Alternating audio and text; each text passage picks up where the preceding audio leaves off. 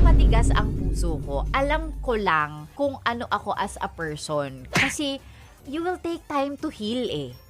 Naiintindihan? Naiintindihan nyo ba? Like, ako para sa akin, it takes a long time for me to heal.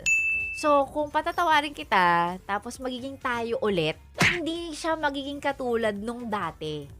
Alam kong aawayin lang kita, magkakaroon ng time na praning ako, magtatanong ako sa'yo. Kung hindi mo yun carry i-handle, wag na, di ba? Wag na lang. Plus, ito din kapag mahal mo kasi yung tao, bakit ka gagawa ng bagay na ikakasakit ng damdamin niya? Tingnan niyo ba ako? Di ba? In the first place, you shouldn't be doing that eh. The bar is so low na nga lang, na parang dito sa atin, na parang yun na nga lang yung gagawin mo eh. Hindi ka manloloko, hindi ka hahanap ng iba. Hindi ka titingin sa iba.